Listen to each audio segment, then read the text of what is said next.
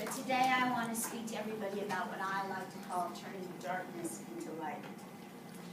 So imagine, it's been 15 years since that first story where I told you about getting the phone call from the hospital and that my husband was in serious trouble.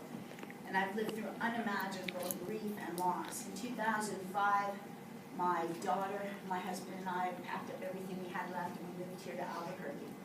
Within the next 4 years, I personally lost 27 family members and close personal friends. By 2010, I was being told that both my husband and my mother had cancer. So, what I want to show you today is that through my own life, through my own personal experience, you can, in fact, turn darkness into light. I've been sharing very personal things with you in this class because I really feel there is a greater purpose for everything in this life, that we don't realize it, but everything has a bigger meaning. I believe that through this class, through my speeches, I am going to be able to deliver my message of light. And then through great sadness and great grief, I was given this message to deliver to you. I now know I don't want anybody to ever feel alone or lonely, ever. I put myself out there. I'm only as far as the internet. I know that if you can find love of yourself, that your light will, in fact, shine brightly. The main point, the first main point, is that life is going to happen. Things are going to happen. What are you going to need to do? You're going to need to know what to do next. What do you do next? Start by breathing. You have to breathe. That's the first thing. The second thing is to satisfy this need, surrender. Let go of the things that you cannot control.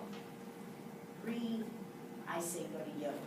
Yoga is where you learn to breathe, where you learn to find the connection between breath, body, and life. According to the Journal of Behavioral Medicine, the word yoga is derived from the Sanskrit word yuj, which means to join or unity. It's described in spiritual terms as the union of individual consciousness with the universal consciousness.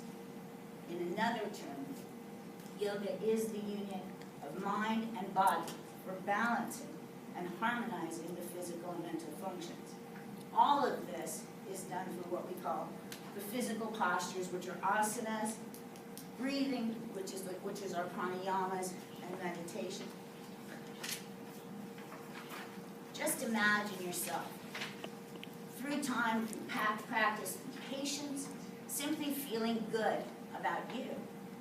Whatever good, whatever okay is for you, that you don't stress through the big things, you learn to glide through them a little bit more simply. For me, the ultimate need step came when my mother finally passed away. I had to talk to her so very much that it became so traumatic, I completely stopped speaking, which is why giving the speech is also very challenging for me. I was not able to utter a single word. I stuttered. I couldn't communicate a clear thought. I completely stopped talking. So I feel when you have this enormous need, something just presents itself. Satisfaction. For me, I went into a hot yoga teacher training program, which is also a healing, onto a path of personal self-enlightenment. And now I teach over 100 students a day, and I speak beautiful words of positive affirmations. So imagine that all of that for me created an entire change in my complete life path. I am overcoming great financial hardship. I have walked away from 35 years of a career. I know that at 55 years old, I followed my heart. As a grandma, I walked into a college campus for the first time in my life, and I went back to school. All of this from yoga. That seems so crazy. It seems impractical, almost unrealistic. But I have seen it. It has changed my life, and I help people change every single day. I encourage you to do so. If you haven't done this, please try. I don't want anyone to ever be alone or to feel lonely. You can always go to the internet. You can find me. The Indian Journal of Medicine Specialty says that yoga practice often relates to better subjective health, healthy behaviors, but also with more distress and physical impairment. When life takes your breath away, what do you need to do? You need to remember to breathe. The The best thing you can do for yourself is go to yoga. You need to find your calm, to be prepared for the things that you cannot prepare for. Life is happening. So as food for thought, I want you to understand that for me personally, this was in fact a complete circle of life. From the time for my first speech when I told you about knowing that message from very young, to years of careers, to walking me back into a school, to these classes, to this very speech, to letting you know, life truly happens every single day. It is up to you whether you can breathe in or out of it. Every step that you take, every step that you've taken thus far, it all leads together. And in the end, you go to the path that you were destined to be on.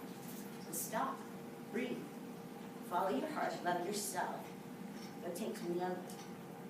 I am at ConnieLane.com. I am on Facebook. I am on YouTube.